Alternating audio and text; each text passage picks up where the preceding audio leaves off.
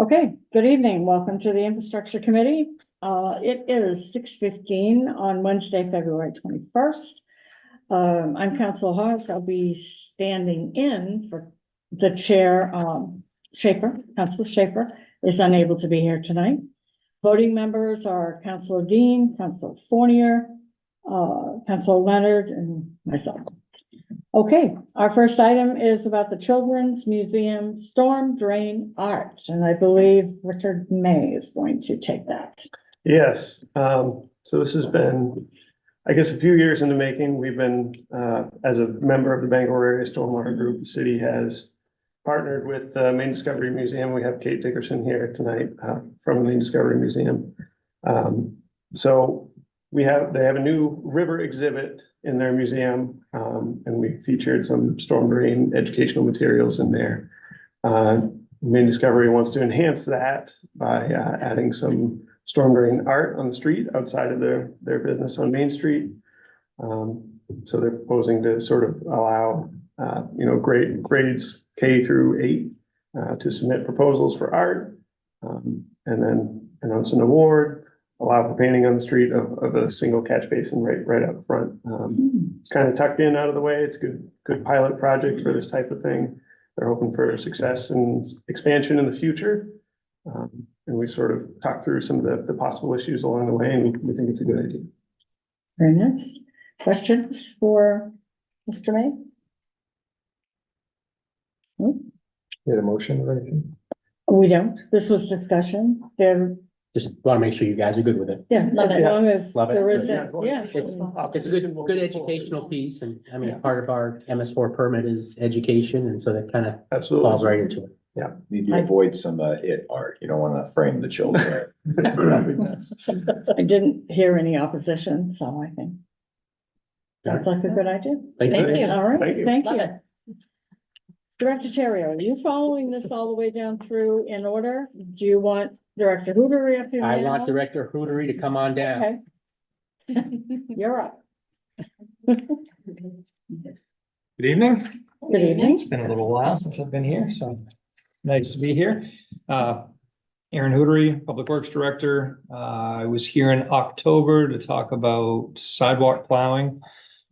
At that time presented a new plan for reprioritization of sidewalks, and we put that into play this winter. Fortunately, it has been a mild winter and a great opportunity for us to learn new routes. Had a lot of new people on these routes, so the learning curve wasn't as steep as it could have been based on some prior winters.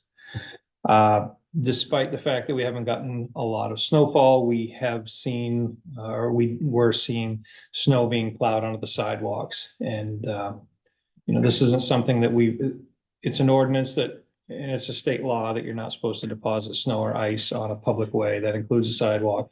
Our ordinance also follows that, but we really haven't done a great job of enforcing it. So this year, when we started seeing that, we started putting our signs up, notifying people, this is against the ordinance. And a lot of residents and businesses had feedback for us. We put up 150 signs, and a lot of calls came in. And some of them were situations where the person who was posting these is not the person who cleared the sidewalk. So a lot of it was, you look at a pile coming down the side of the property, then there's a nice opening in the sidewalk, and then the pile continues on the other side, so it looks like we cleared through. We posted those, and it was really more about communication and again, great conversations with people.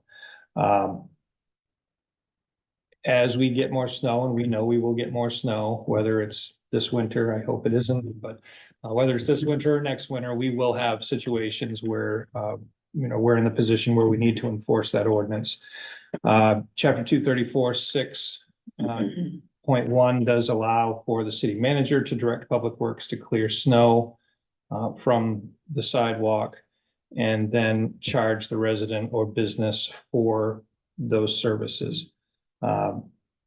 Really depends on the situation. We've had situations in the past where we have 7-foot piles of snow, that we're slowly chewing through. Most residential addresses, you're not gonna be dealing with that. It's probably gonna be less than $100 charge to do that.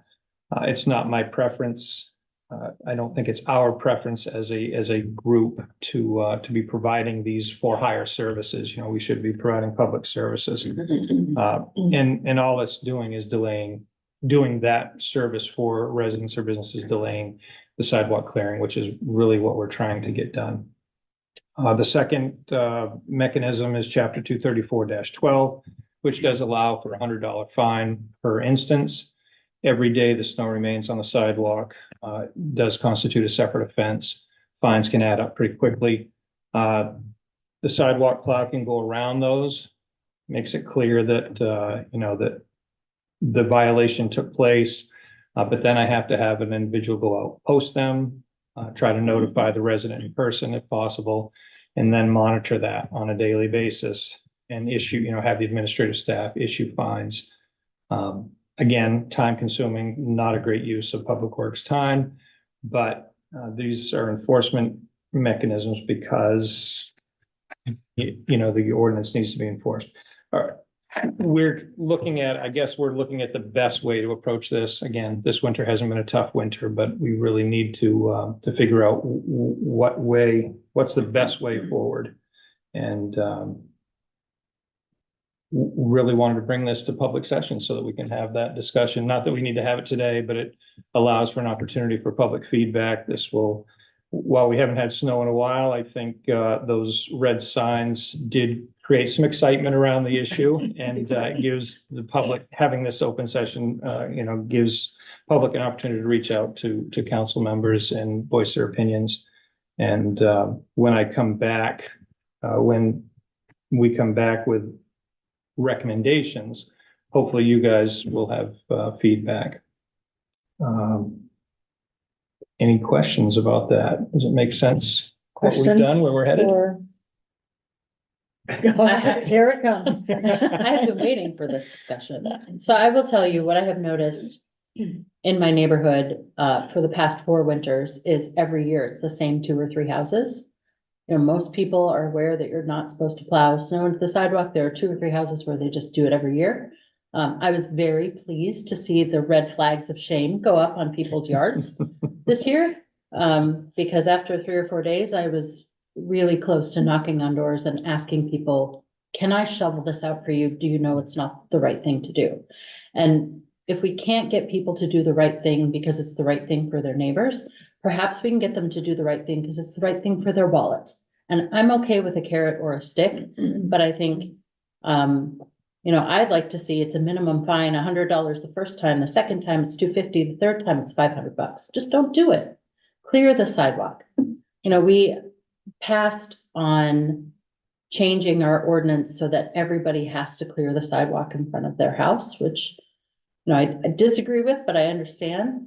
But I think we should draw the line when it comes to hiring a plow guy who's gonna plow up snow in a sidewalk. If you're hiring that individual to do that, you can direct them not to put the snow in the sidewalk or come out and clear it yourself. A lot of the feedback that I received was, we have a small lot, we have no place to put our snow, what do we do with it? And I had residents requesting me to come out and survey their property and help them figure out what they're going to do with the snow, which isn't a service that we provide, but I can understand there are very small lots in Bangor, and we talk about making lots even smaller, and this is going to be a bigger issue. I think it's going to become a bigger issue, but I guess we That's deal with fair. each of those, you know what I Yeah. mean, Yep. as it comes. It's very difficult to talk with someone who has a small property and says, okay, where do I put it? I have no place to put it. And I don't have answers for them. My job, I look at it, is to enforce that ordinance and, do my best to provide that service. So. Well, by the same token, you talk about the sidewalk gets it. I've watched people blow the snow or have their plow driver plow it into the street. Well, that isn't really supposed to happen either. No, And that's probably a far bigger problem than the sidewalks, but it's not as a common a problem. Some that's people good. are very brazen and Oh, yeah, do it, they'll and do I've it. had many conversations during snowstorms about state law and city ordinance, in that respect, in the safety issue that it presents. But, I think the sidewalk plowing just feels like less of a crime, you know what I mean? Not that it's a crime, you know what I mean? Less of a violation than pushing it out. in the It street. does prevent residents from movement in their neighborhood if it's a snowy winter. Counselor Dean? Well, I just wanted to mention that, I think sometimes we have to forego our beautiful spring lawns for piles of snow on the lawns. We do that at our house. It's not great, but that's all you can do. Yeah. So in the small lots, you can accommodate, you just have to figure it out. Yeah, there was only one person that I spoke to, at length, and, she had house, property line, fence, you know what I mean, in a driveway, and I don't know what the solution is for her, there are going to be tough situations, but, that might be a situation where you have to pay somebody to take your snow away, which is not desirable, but. Any other questions, comments? Thank you for your update. Just before I end that, I do want to say, I got a lot of really positive feedback on the sidewalk clearing and, I think the priority, it was tough for my folks because they're creatures of habits, the ones who have been doing it, changing priority 1 and 2. And, I think now that we're doing it well, the people are noticing that the sidewalks are, cleared in a way that kids have walking spaces and that type of thing, not walking on the street. Not that they don't still walk on the street, but there's opportunities to be off the street. So yeah, I was very pleased to get the positive feedback on the changes. Nice. Well, I'm sure you'll be back. Oh, yeah. Thank you. Oh, yeah. Director Terrio, do you want to continue with his? Yeah, he goes on update on. The winter parking, yeah. Oh, the Yeah, parks, kind of the part winter of- parking. Yeah. No, it's still, that was sidewalks going into parking now. And this is really just dovetails nicely into the discussion we had about reducing the parking minimums for housing. I did meet with the development committee recently and talked about what that might look like, having on-street parking, how the cleanup would take place and that type of thing. That's looking forward right now. I'm just kind of looking at our existing ordinance and trying to work with that. This parking ordinance that we have has been in place for a long time. Nighttime parking is prohibited starting on the first parking ban of the year, which this year was December 3rd, runs through March 31st. I remember when we first bought our house in the city, I parked on the street overnight. Back then it was from November 1st to March 31st, and I got my first ticket and I've never parked on the street and overnight again. But I'm fortunate to have plenty of off-street parking. We also have a daytime odd even parking for streets that have parking on both sides. Even days of the month, you park on the even side, odd days of the month, you park on the odd side. If there's parking signs up, like no parking on one side of the street, that overrules that rule.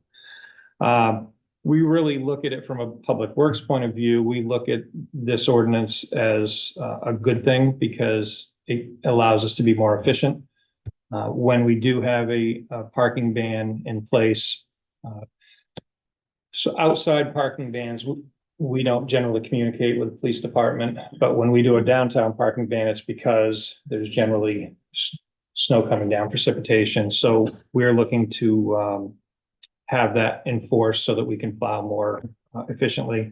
So we do call the supervisor on duty, calls at around 10:30 and says, we're going to be commencing operations or we're in the middle of operations. Please enforce the ordinance. PD then sends their folks out to ticket. I think I shouldn't speak for them. I think they try to contact some, owners of vehicles, that type of thing. But a lot of vehicles get ticketed and towed.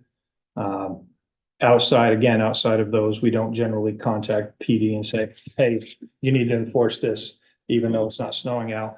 But when it is snowing out, this does cause us quite a bit of extra time. A lot of streets are narrow.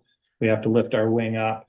Lifting the wing up leaves a pile of snow, putting it back down again. So now you've got a vehicle surrounded by snow. And sometimes that stays there depending on how they park. We've seen situations where they park in that same spot and it builds up and builds up, and I don't know why they would want to do that. Not leave it empty for us to clear it, but again, this is just slowing us down and providing a little less excellent service to the city, so. Ideally, the odd even parking is designed to allow us to get in and clean those up in the daytime. We have a lot of streets that are no parking on one side, which only leaves one side, and people continue to park there, and we don't unless the street gets really bad, we don't tend to put up temporary no parking and clear that stuff out. But when it does get bad, or if the banks get really high, we'll do a snow removal operation, and those spots would get cleaned up at the same time. So I do know there was a lot of feedback when PD was enforcing the no parking ordinance, the overnight parking ordinance. And I think they were following the ordinance to a T. But I think we're trying to balance that, you know what I mean? If people are allowed to park on the street because there's only a single space required per occupancy, how do we balance letting people park on the street, having places to park their vehicles, and making sure that things get cleared up? And I've been in cities where the parking is allowed on the streets and the cleanup is not always excellent, especially when you start dealing with the weather cycles that we have now with a lot of ice.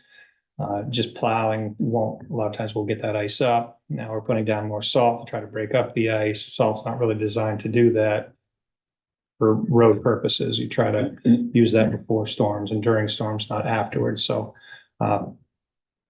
it's always balancing the goals of keeping clear streets and providing good public service. So just want to give you our take on that and open it up for questions.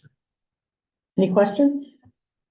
I'm sure he'll be back with other updates and adding things from Council Leonard. Yeah, I just want to say, I mean, you guys did a really good job this winter implementing that, the new strategy. And I know it was a more mild winter, but,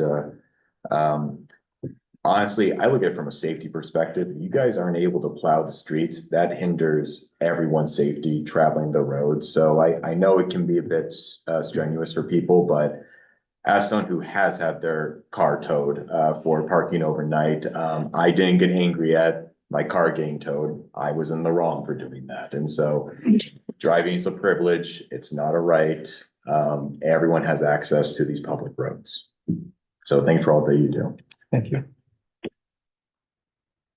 Council Pelletier. I appreciate this and fully understand the need to have vehicles off the road so that your team can clear it. And really, to Councilor Leonard's point, safety first is the most important thing.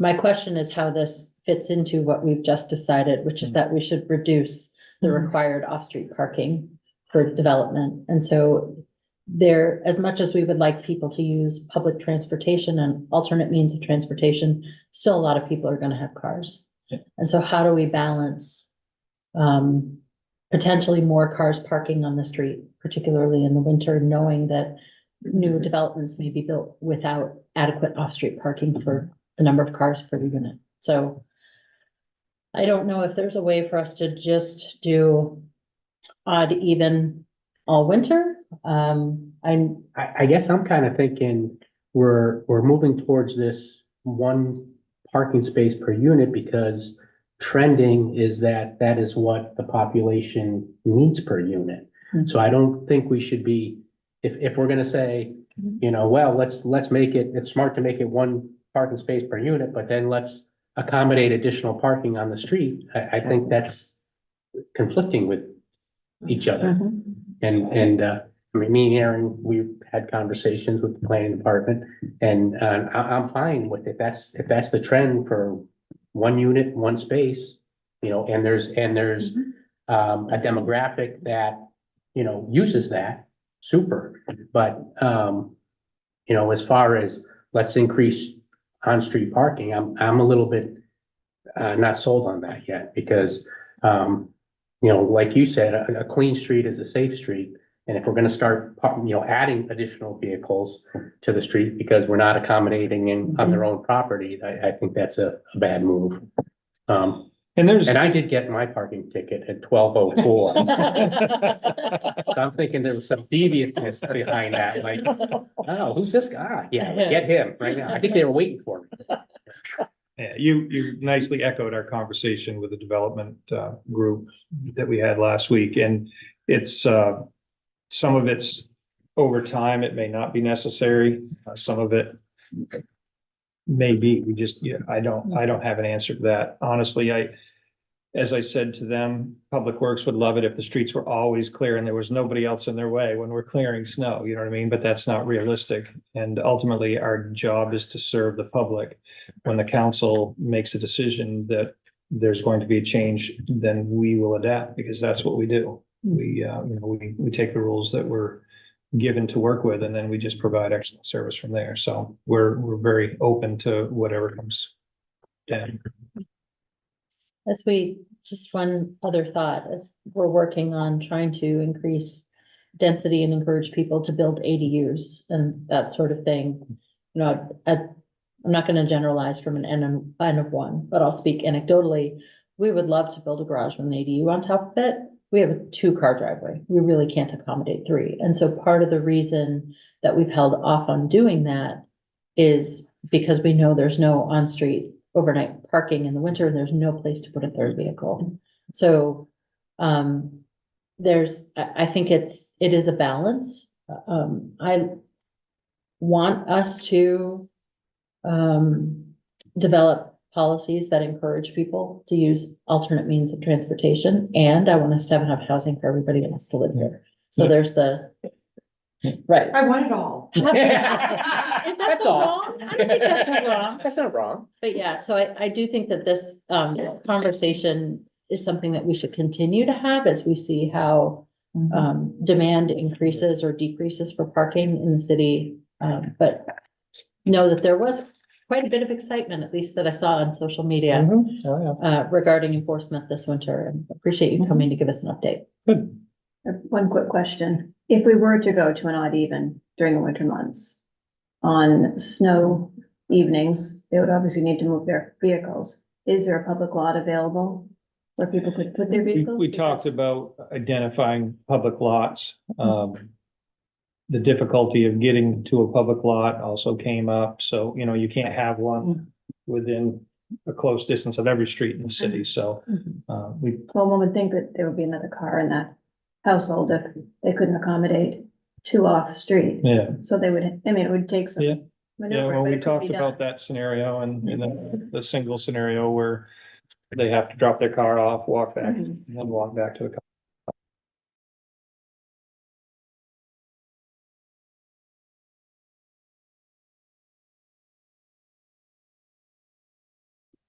You are wrong. Okay, sorry about that for those watching us. We're back. We have volume, I believe, and Director Hootery was going to continue with his next item. After watching, some of our legislators talk about not really knowing what's going on with MRC, I thought it was a great opportunity to come in and talk a little bit about it. A lot of people know the history there, but I wanted to hit on it real quick for those that aren't familiar with it. The MRC, the Municipal Review Committee, was formed in 91 by a bunch of communities that joined together to manage their waste in an affordable, long-term and environmentally sound method. They are a nonprofit. They're run by a volunteer board. I do sit on that board. All 9 members serve at large, so I don't represent Bangor. I represent all 115 member communities at this time. And we manage about 100,000, a little over 100,000 tons of waste annually. In 2017, the group moved away from PERC. The contract ended. They chose to invest in a facility over in Hamden. I'm sure everybody's heard of the Fiberite facility. Broke ground in 2017. The facility was designed to remove waste or remove recyclables from dirty waste or unsorted waste. So people could throw all their trash and recyclables together into one bin, and it would be sorted out there. by 2020, and they ran into their share of issues, but 2019, they were at full commercial operation. They had passed the sorting tests and the marks that we had set. So they were running at full capacity. 2020, COVID hit. The next round of funding dried up because of financial uncertainty around the COVID outbreak, and everything ground to a halt. And at that point, the city or the facility was shuttered. Property was owned by the Municipal Review Committee. The building and equipment was owned by these shareholders who invested in the facility. When that was shut down, they had invested a little over $80 million in the facility. So quite a bit of really good, very little used equipment in that facility. Over the next 2 years, the shareholders, of course, want their investment back, attempted to sell it a number of times and had no success in actually closing a sale. MRC and member communities, 115 member communities, getting very frustrated, developed a plan to force the sale of facility very much in a foreclosure or bankruptcy proceedings type sale. The MRC did put a $1.5 million stalking horse bid, which is the floor. No bid can come in under that, and ended up owning the facility, $80 million facility for $1.5 million. At that point, we needed to figure out what we were going to do with it. So we partnered with Innovative Resource Recovery. Innovative is completely owned by White Oak Global Advisors. They're an investment group. They're private, have a lot of money, which was the first instance we ran into where there was ready money available. And by the way, a ton of experience turning around distressed assets that had been sitting idle like this, and brought in, had worked with him before, brought him in for this project, James Candela, as CEO, and he has a ton of experience pulling valuable items, valuable product from a waste stream. So really everything came together, the financing and the experience with these groups. So now Innovative has 90% ownership in the municipal waste solutions facility. MRC retains 10% ownership. They also retain full ownership of the property that it sits on, and they also have a voting seat on the management board. So very active, very much involved. We are already getting a management fee from them for managing all the invoicing of the waste as it comes through. Very, very impressive group that they put together. So they started immediately investing before an agreement was even signed for purchase. They started investing in research at this facility, and the number of engineers they've had in there testing and evaluating the equipment has been really impressive. Once they signed the purchase agreement, it just continued on. They really doubled down. In July, they did their first trial, brought in some waste, ran it through just to see how the machinery worked. Very impressed with how well the machinery was kept up. MRC really put a lot of effort into making sure that facility did not get damaged during that process. I also believe at times when the MRC executive director was away, that perhaps Aaron Dudery Yes. was I walking spent around the many, site. many hours Yeah. walking that site, making Yeah. sure that it was secure and the heat was on and nothing was being damaged. So yeah, their focus is on right now figuring out the waste, and they have waste going in there every week, not a lot of it, but representative samples of waste from every community in the MRC, so that they can figure out what the composition of it is and how to best recover value from that waste. Their focus really, they know they can pull paper, cardboard, metal, they easily and highly commoditized items from the waste stream. They know they can do that, and most any material recovery facility can do that. What they're looking at is the organic waste, and the volume of organic waste in our waste stream is really high.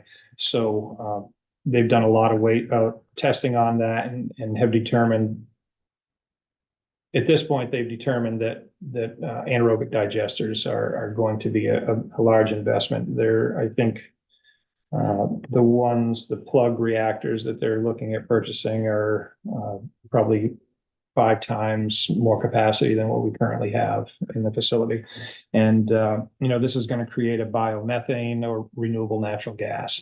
And the gas will be cleaned up on site so that it meets Bangor gas specs, gets injected into the pipeline, which happens to be right there on the property. And now this is displacing fossil fuels and being used, I like to think, being used locally. Once it's in the pipeline, it's in the pipeline. But I like to think that Bangor Waste is providing gas that's going to heat Bangor homes. And I've even had preliminary discussions with them about purchasing compressed natural gas heavy vehicles. The electric market just isn't there. We've been looking at biodiesel and different options to have a few less emissions than what we do. And we could potentially be using this biomethane or renewable natural gas to power our trucks in the city. So I put the little Back to the Future comment in there, reference in there, because while it's not the Mr. Reactor, it's pretty neat stuff. It was an exciting conversation to have, and it really isn't that far out there for us to be able to do something like that. So yeah, Innovative's eager to get the plan up and going. Purchasing decisions should be made pretty soon. Of course, there's long lead times, but those construction upgrades hopefully will be in place this year. 2025 will be doing, or they will be doing their trials with the new equipment, getting it all dialed in. Hopefully full commercial operations early next year. So 2025, taking all the waste. Really, again, I can't say enough good about James Candela. The goal here is not, okay, there's a lot of pressure and a lot of concern about getting this place up and going, so we're just gonna open it up and figure it out as we go. They plan everything right down to the last detail, and the philosophy is, let's do it right the first time. If we're gonna do it, let's not have fits and starts and then people second guessing us. Let's do it right, because we know how to do it right. So I'm very, very happy with what we're seeing.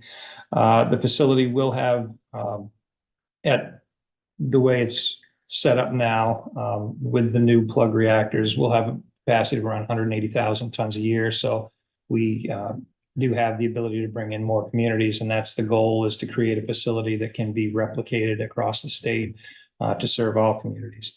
50% diversion from landfill should be an easy target to hit.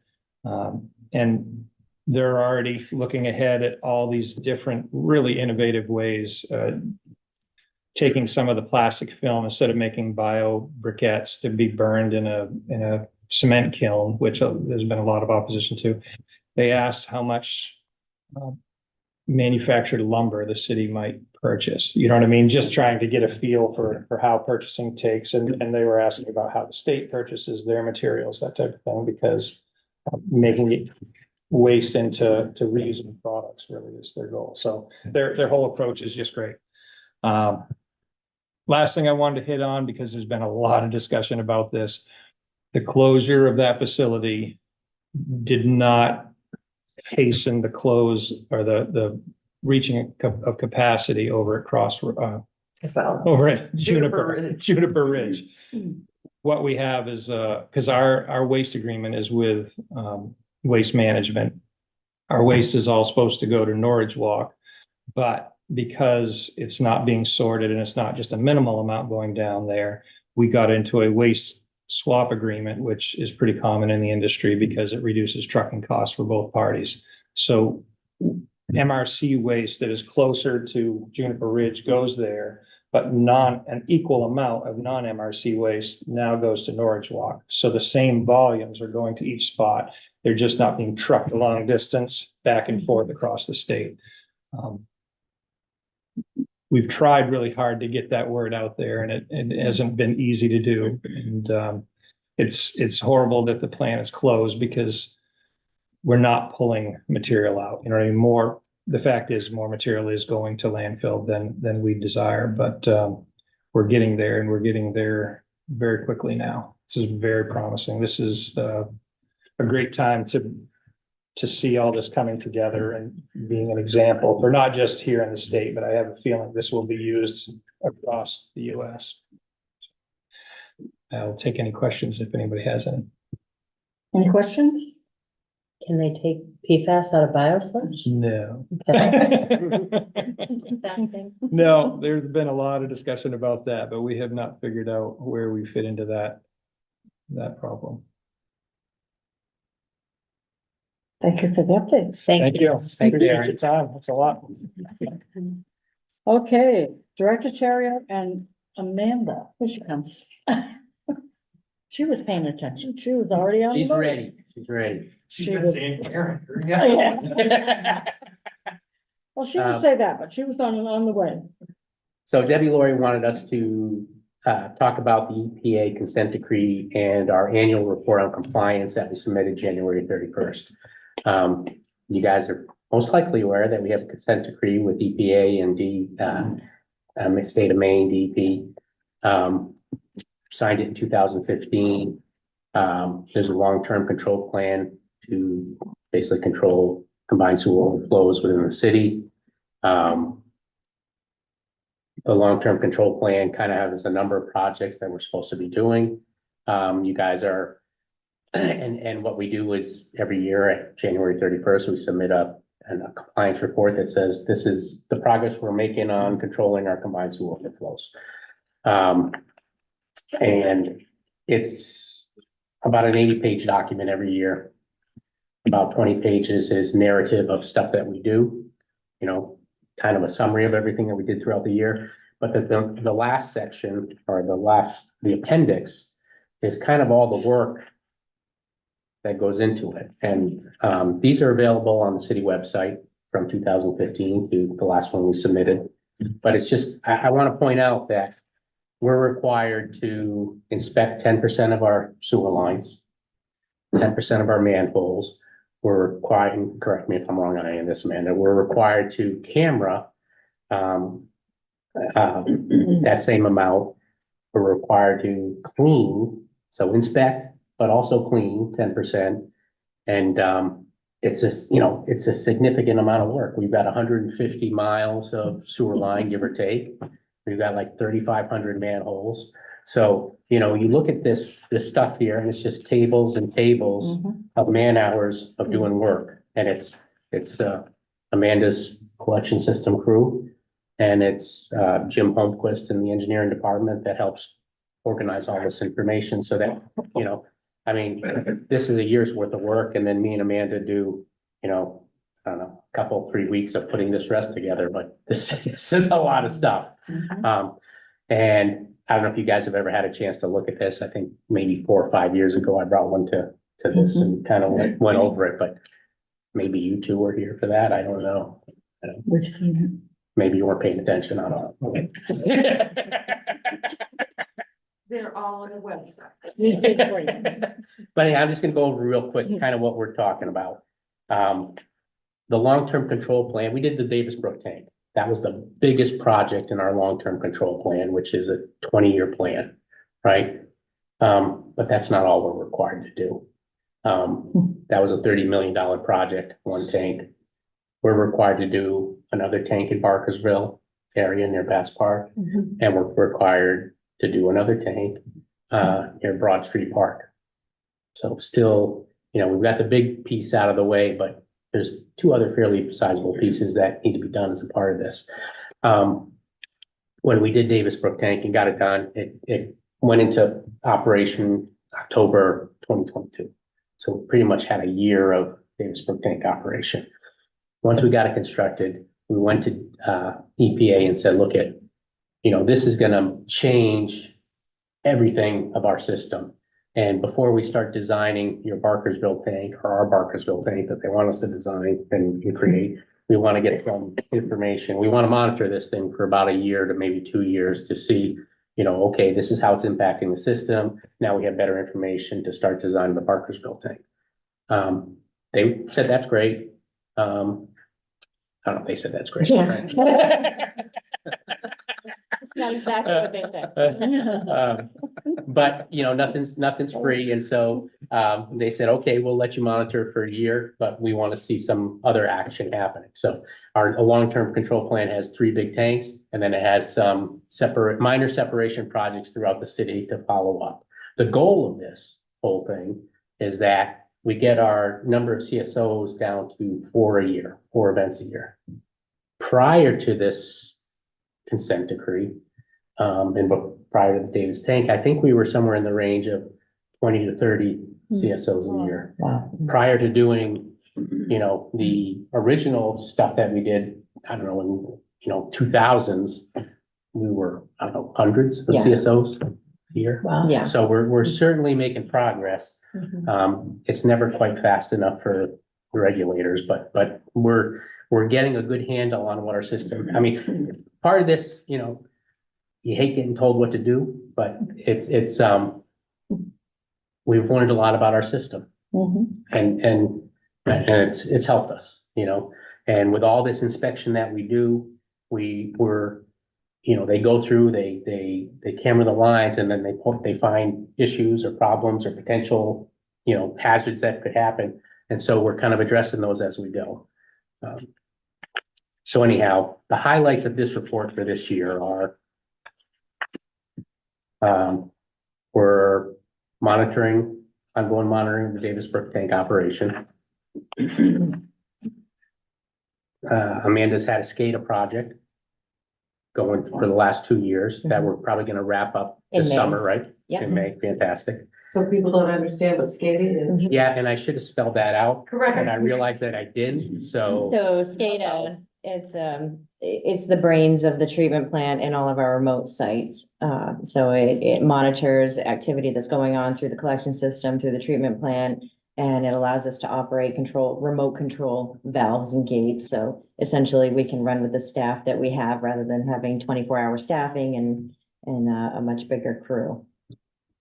And those initials stand for something, but I don't remember what. Supervisory. Good for that.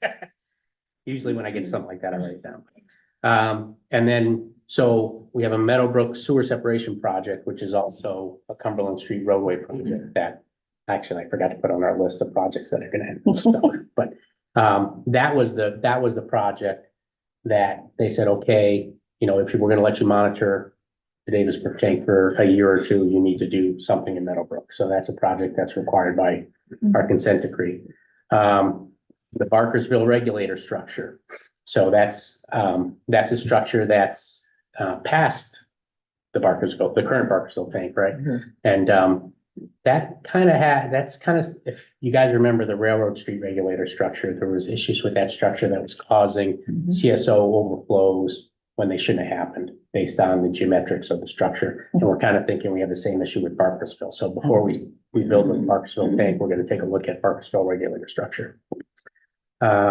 We have asset management software that we're implementing citywide. That's ongoing. That's a piece that I think is even required by DEP for you guys, It right? is. So, and then we've got studies that we just had a pre-bid meeting for today for Perry Road and Kmart pump stations. Those have, you know, passed their livelihood and need to be looked at. And then finally, we have a small projects work that gets done every year. You guys fund us somewhere between $500,000 to $1 million. And it's basically this small projects is the stuff that we find during the annual inspections, that stuff we need to get repaired. And when we do these annual inspections and we find stuff, we have to add that to our list that EPA and DEP gets to know about. So it's all wide open and out there. So if we find something, we got to fix it. So this past year, we've spent $751,000 on small projects, and they're all listed in here. And that's the stuff that you see going on in the different neighborhoods for the most part. You know, Hammond Street had a bunch of it. The park, Fairmount Park had some in that area. So anyhow, I think that's all I wanted to hit on that.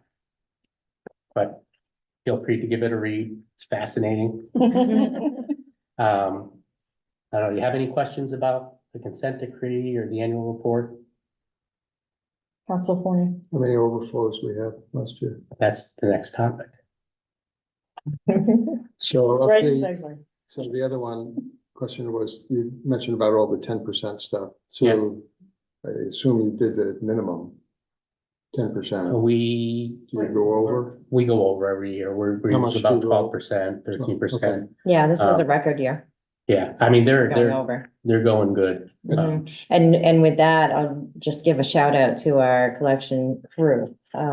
They're more organized than they've ever been. It's a staff of 10. They have been not at 10 since 2018. And they've been doing more and more work every year. Jim in the engineering department has helped them get more organized. And so that was a record year for them. Yeah. That is a lot of infrastructure for less than 10 people to be maintaining, inspecting, prioritizing. It's a crazy amount of work. Mm. And unless you kind of take a look at it, you don't get the whole scope of it. I mean, every one of these lines is a crew out there pulling manholes, Mhm. running a run, several hours worth of work, and it's thousands of hours.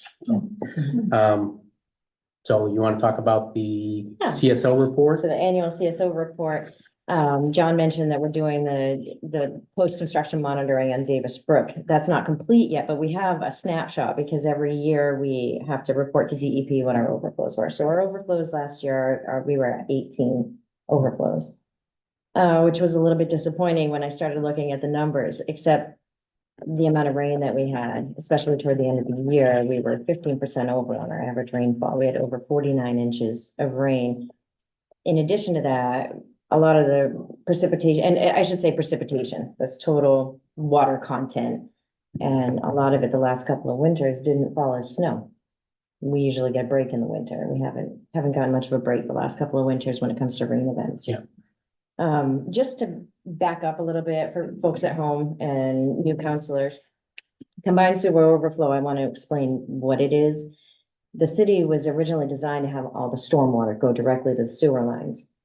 Most cities were designed that way, and that during heavy rain events overwhelms the wastewater treatment plant that can only handle 43 million gallons a day. So when we have these big rain events, like you saw in the end of December, beginning of January, it cannot all fit into the wastewater treatment plant. So there are relief points throughout the city that will release that stormwater combined with raw sewage untreated. And that needs to happen to protect that infrastructure. It needs to happen in order to prevent that from ending up in people's basements and in roadways. The city originally had 22 CSO outfalls. We're down to 8. There are 8 locations where we have those relief points. A lot of that work was done in the 1993 consent decree. By the time we got to this 2015 consent decree, we had already reduced our CSOs by 80%. Unfortunately, we're left with the high hanging fruit now. It's a lot more difficult to get that last 20%. The biggest project, like John said, was the Davis Brook tank. Originally going into getting rid of these CSOs, the original estimate for the city of Bangor to eliminate their CSOs was $43 million. To date, it has cost $143 million, and we have a long way to go. Wow. So there's a little bit of background. Looking at this past year with the extra rainfall made it a little bit difficult to determine what kind of impact the Davis Brook tank had. We had, prior to that tank, 3.8 million gallons worth of storage between 3 other smaller tanks. So when we brought that tank online, it doubled our storage capacity. So we're at 7.6 million gallons now that we can hold back and store during a rain event and wait until the treatment plant has room later to treat it. So anything that falls or drains onto the ground more than 7.6 million gallons of extra storm flow is not gonna, it's not gonna be treated. There's nowhere for it to go. John mentioned we do have 2 more tanks that we're required to build under our consent decree. But we still have rain events on average 1 per year that's over 20 million gallons in one event. So there's not enough tank storage that we could build. We have to still focus on these separation projects. Like John mentioned, we're working on Meadowbrook. So there's still a lot of work to do. The good news is, even with having 15% more rain this year, what we saw was Davis Brook tank Davis Brook outfall prior to building the tank. On average had 19 overflows every year. This year, even with the extra rain, it only had 5. So that was a 75% decrease. But it's one big collection system, so it also impacts other areas. And bringing that tank online this year, all of our other outfalls, the other 7 combined, still reduced 28%. Even with the extra rain with that tank. So that just paints a picture of where we're at as far as what we know. And that's from looking at a relatively small span of data during a very wet year. Questions for Amanda? Good to see the progress. Yeah. We're getting there. Oh, we're getting, it's exciting, It's- actually. It's It is exciting kind for of, us. I mean, when I looked at this stuff, I'm like, I printed out just in the office, the CSO discharges for the last 5 or 6 years, and like 2019 was 34 CSOs. I should also mention, there is another side benefit that doesn't it's a little bit overlooked. It's not talked about very often. It's not something that we have in our annual reports, but at the treatment plant, I mentioned 43 million gallons can go through that. That's only 35% or 35 million can get full treatment. And then the other up to 43 gets a partial treatment. So that's the first thing that happens before anything goes out untreated out of those outfalls. A portion of the plant's flow is diverted as partially treated. And this tank has significantly reduced that. So it's exciting because we're in the driver's seat at the plant with the SCADA system, the brains, and we're controlling everything during those rain events. And you can feel the difference with that tank. There's so much more room to get everything through the plant now and just take our time a little bit before anything goes out untreated or even partially treated. Well, and it just from looking at the older data to the newer data, it also looks like not as many of the CSO locations are CSOing as often. I mean, when we call it a CSO event, there's what'd you say, 8, 1, 2, yeah. 3, 4, 5, 6, 7, 8. Yeah, 8 locations that can CSO. If all 8 go on a single storm, that's just one activation, right? So looking at, what we used to have to what we have now, there's a lot of the CSO locations that are, it's fairly rare, they're very small CSOs with that tank in operation. And Carr Brook is one that doesn't go out nearly as often Right. anymore. If you remember that big Right. project up by the hospital across the street from the parking garage, that made a big difference. And we've seen that in the last couple of years. And so, looking at this, the remaining, the worst case scenario now is now Barkersville. I mean, Davis Brook kind of came into line with the tank and the regulator. Now Barkersville is the one that activates a lot. And I like mean, it John always did, mentioned, but John mentioned that regulator structure like Davis Brook, we had to, before we built the tank, we had to stop and do that smaller project. It was a couple million. Yeah. For the regulator, looking at this year's numbers, it looks like out of 13 overflows from Barkersville, we could have eliminated 6 of them if we addressed that regulator Right. structure. If that was improved, you'd cut them almost in half without the tank. any questions?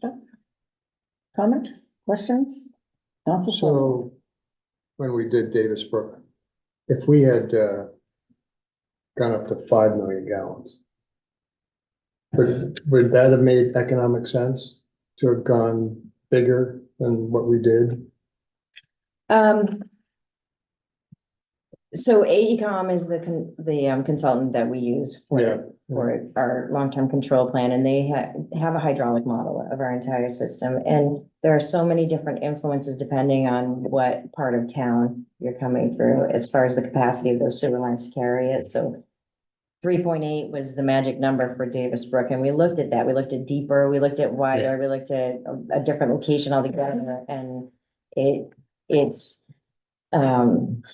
for example, on the east side of the Kenduskeag River, we can only push so much sewage over to the Davis Brook side. So that, making that tank bigger doesn't necessarily give us relief there. Yeah, and I think the discussion was, when we were having this, we were looking at 4 events a year. So designing the whole system for 4 events a year, because that's what EPA was requiring of us. They didn't require zero, although I'm sure that's the goal someday in the future. But they looked at, you know, what it would require at that time to get to. I mean, before we decided on 4 and sold EPA on 4, we went from 8 to 0. And in order to have 0, the tanks was so large that it was inconceivable to build, so. No, So- I don't mean to second guess, I'm just. No, I get it. I'm just, you know, I don't think making it much bigger would have had that big an impact, because there's different influences in different locations in the city of Milan. Yeah, and that's So- a really good question. Barkersville, for example, comes in toward the plant after Davis Brook. So a bigger tank there doesn't do anything for Barkersville. Right. What was one other thing I wanted to say? Now I can't remember. No. Thank you, Everybody Amanda. good? Thank you. Thank you. Last item, Last item. because I'm feeling like ripping up some roads. Oh, well, let's go. Let's do Spring is it. coming. Just wanted to go over, what we see coming for this construction season real quick. So I provided a quick little list here, and I'll just go down them real quick.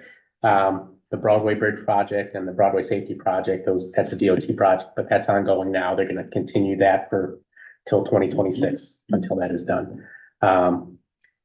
We have a small project, intersection traffic signal removal at State Street and Forest Avenue. That was supposed to happen last year.